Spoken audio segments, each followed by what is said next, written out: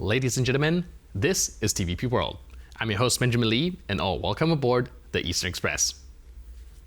On this episode, we turn to Moscow, where one bureaucratic knife fight has ended and another court favorite has risen. Sergei Kiriyenko, Putin's trusted political manager, has eclipsed Dmitry Kozak, the long-serving official once seen as a pragmatic fixer. Kozak has resigned. Kiriyenko now holds the levers of power. And in the Kremlin of 2025, that means more spectacle, less substance. That's because in Moscow, it's not elections that decide who rises and who falls. It's palace intrigue. And this time, the winner is Sergei Kiriyenko, Putin's most loyal courtsman. With Dmitry Kozak out of the picture, Kiriyenko has cemented his place as the architect of Russia's political theater, running elections, managing optics. So, without further ado, let's take a look at our latest report to find out more. This is Sergei Kiriyenko. He is one of the most important figures in Russian politics, but is usually unrecognized despite his very high position in Vladimir Putin's inner circle. He has become instrumental as an executor of the Russian president's agenda, especially when it comes to the war in Ukraine. Although his official title is very modest, First Deputy Chief of Staff, he oversees the Kremlin's propaganda, domestic repression policies, and even control over the occupied parts of Ukraine. He reportedly state manages referendums in the occupied territories and tries to facilitate support for pro-Russian sentiments. Statements like these from him are not uncommon. We will win this war. The hot one, the economic one, and even the psychological one. Kiriyenko did not, however, appear in Russian politics along with Putin's rise to the presidential office. He even held the position of Prime Minister under Boris Yeltsin, demonstrating his calculating and flexible political nature. His colleagues have described him as loyal to the idea of power itself and not particularly tied to any one ideology. His adaptability, ruthlessness and subtlety make him one of the most dangerous individuals in Russia. It would not be surprising if he outlasts even Putin himself. And now let's zone in on the East-planning portion of our show. Sergei Kiriyenko's influence in Russia's political theater is growing. He has now expanded his control over foreign as well as domestic policy. Kiriyenko will now oversee the Russian Federation's relations with former Soviet republics such as Moldova, Armenia, and the Georgian breakaway regions of Abkhazia and South Ossetia. It is quite unusual for a Russian official to mix domestic and foreign policy in their portfolio, as the country's administration has usually kept these two branches separate. This is a massive success for the secretive Russian politician, as he had been lobbying for an expansion of his powers for several years now. Kiriyenko's rise to this position was kick-started with a successful orchestration of a pro-Kremlin candidate's victory in Abkhazia, which led him to gaining control over the Kremlin's policies in occupied Ukrainian regions. Unlike his predecessors or opponents, who preferred a more subtle approach to influencing elections, Kiriyenko's strategy focuses on direct political interference using the Kremlin's vast resources. Vladimir Putin is reportedly pleased with Kiriyenko's work, and these tactics will likely be employed in countries such as Moldova and Armenia, though so far these states have proven to be very resilient to such manipulation. And now let's take a look at the issue in greater detail. So let's start with who Sergei Kiriyenko is. Once known as Russia's Kinder Surprise Prime Minister in the chaotic Russian 1990s, he's reinvented himself into something far more dangerous: the Kremlin's master of political engineering. His role is about control more than governance. Kiriyenko oversees elections, manages Russia's proxy states, and crafts the illusion of stability around Putin's rule. In other words, he's not just part of Putin's system. He is one of the men shaping it into a palace where loyalty matters more than competence, and image matters more than truth. Dmitry Kozak, by contrast, belonged to an older generation of Putin's allies. A lawyer by training, Kozak built a reputation as a crisis manager. He negotiated in Moldova, oversaw Crimea's integration, and even argued against the full-scale invasion of Ukraine in 2022. Kozak was rational, pragmatic, and occasionally independent, and that was precisely his undoing. In today's Kremlin, independence is a liability. Rationality is treason. The struggle between these two men came to a head in 2024. Putin abolished Kozak's departments in the presidential administration, those dealing with cross-border cooperation and post-Soviet ties, and created a new strategic partnerships department instead. And who got control of it? Not Kozak, Sergei Kiriyenko. With a single bureaucratic stroke, Putin handed Kiriyenko authority over the very area Kozak had managed for years. The message was clear: The old guards was out, and Kiriyenko's way of doing politics was in. Kozak represented a bygone era when officials were allowed and even expected to think for themselves. Kiriyenko represents the new model, a man who delivers results without questions, who manages optics without worrying about consequences, one who stages victories even if they rot from within. Take Abkhazia, for example. In 2024, the Kremlin faced a political crisis in an unrecognized republic after public anger forced its president to resign. Kiriyenko orchestrated the elections that followed, installing Moscow's preferred candidate. Yes, the society there became even more divided. Sure, the methods relied on manipulation and likely falsification, but none of that mattered. Putin got his men in power, and Kiriyenko delivered the short-term win. And that is exactly why he's rising. He provides what Putin craves: visible control, immediate results, and the illusion of dominance. Kozak, by contrast, might have sought compromise, but subtle maneuvering doesn't give Putin headlines. Kiriyenko's blunt style does. And that's exactly why one man is ascending while the other has been shown the door. Dmitry Kozak's fall, for now a metaphorical one, not one out of the window, isn't just a story of a man losing power. It's a story of Sergei Kiriyenko's rise, and with it, the Kremlin's final transformation into a stage-managed autocracy, where the play must go on no matter the cost. And now, here to shed more light on the issue is Sergei Yurofeyev, a sociologist from Rutgers University. Hello, sir, and welcome to Eastern Express. Hello, Ben. Good to see you. So today we're trying to examine the changes of some top brass politicians within the Russian power structure, with Dmitry Kozak on his way out and Sergei Kiriyenko coming in. Realistically, how much does that impact Russia's whole power structure? Well, first of all, there are many illusions about Dmitry Kozak being in a position to Putin and his war. We do not know exactly what is the disagreement, but his departure doesn't change anything in the Kremlin, while Sergei Kiriyenko remains exactly where he was, playing the key role in managing domestic politics and the public consciousness. So in that sense, nothing has really changed. But it's interesting to look at the role Kiriyenko plays. Mm-hmm. Right, like I mentioned, well, this might not change the war in a broader sense, but internally, do you think that there's a certain sort of message that Putin is trying to send, or is this a sign that more loyalists are now being preferred over someone that has a more pragmatic outlook when it comes to how the country is being managed?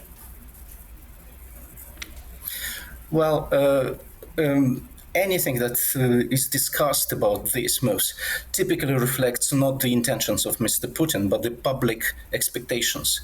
Everybody wants to see someone who is in a position to Russia's war in Ukraine from within the inner Putin circle. So this is a very clear-cut public desire and the desire of even many bureaucrats in Russia.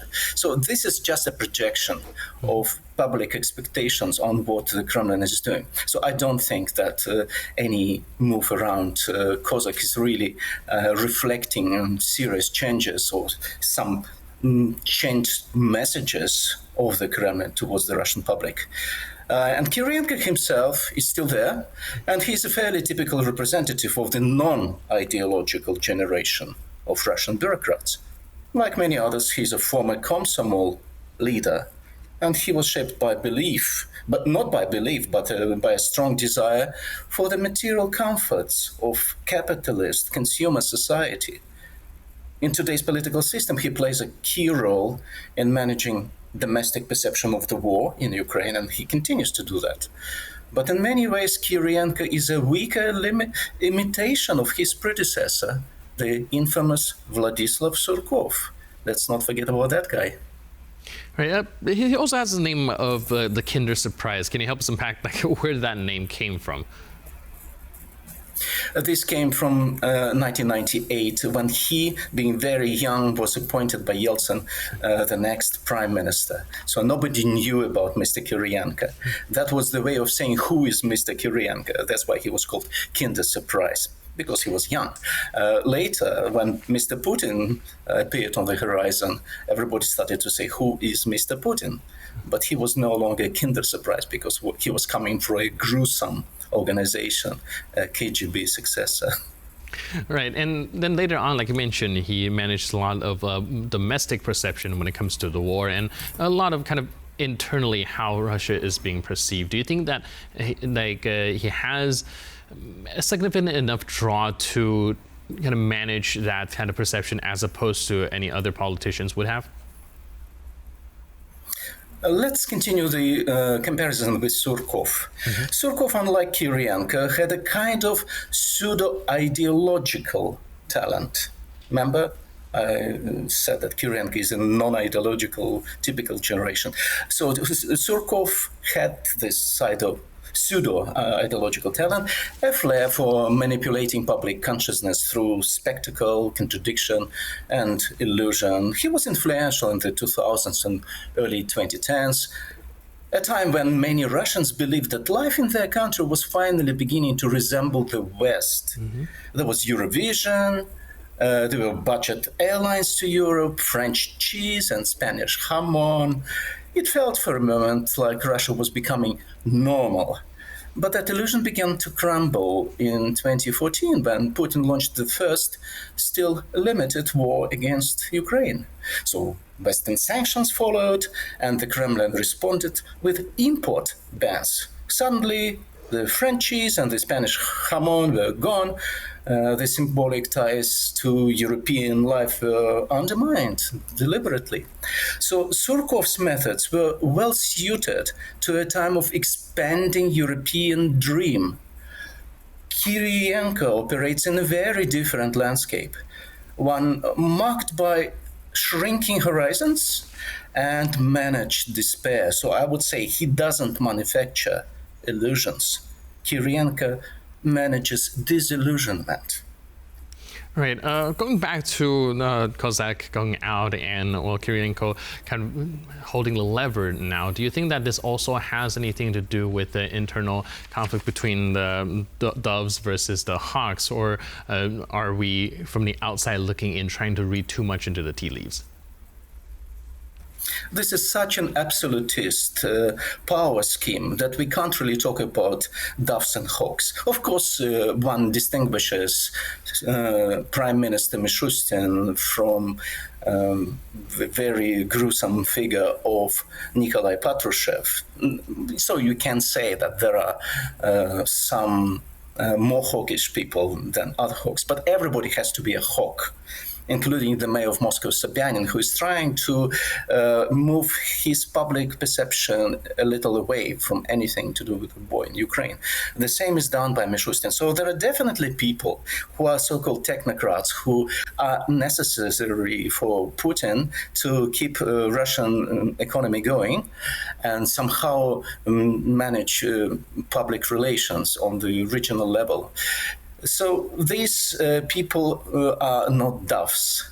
They will become doves only if the situation critically changes. So if, imagine, President Trump and the European partners of Ukraine start to pressure Putin to the degree that he has to withdraw from Ukraine, then you will suddenly discover that there are some doubts. But there's no illusion about Kozak. Kozak was one of those who prepared this war. Why he left or why Putin kicked him out, we don't know. So what are some of his responsibility when it comes to his position in the Kremlin machine? Sergei Kiriyenko is a successor of Vladislav Surkov, so his responsibilities are the same. So they were defined even in the late Yeltsin's era.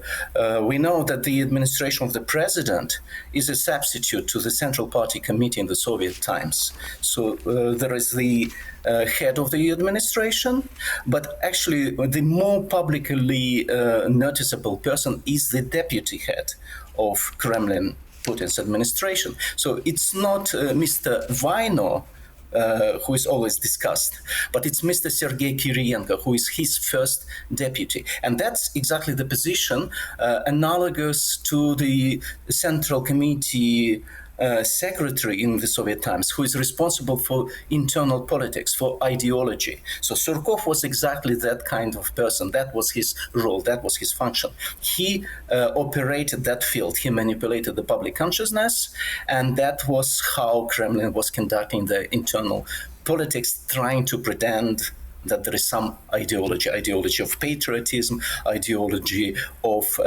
restoring the Soviet Union, whatnot. So for Kiriyenko, playing with symbols like the red flag, remember when he went to Donbass, he was pictured with the background of Soviet red flag there. All these small elements is part of that responsibility. So he's responsible in managing disillusionment of the Russians, as I just said. Right.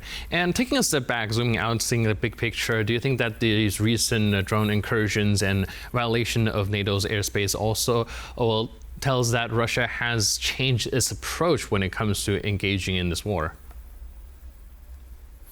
Well, this is definitely not Mr. Kiriyenko's responsibility. Some other people advise people on such type of incursions. But one thing is quite clear. Putin got encouraged by the red carpet in Alaska by President Trump to continue with his provocations. This kind of brinkmanship, this kind of international brigandry has been characteristic for Kremlin actions since a long time ago. There is nothing new about the sabotage acts in Europe conducted by Putin's agents. But this is quite a new thing to send so many drones to Poland and to keep your fighter jets in Estonian air for 12 minutes. Indeed, this is something new, but that's another step in Putin's impression management. He wants to show the West that he is a strong man,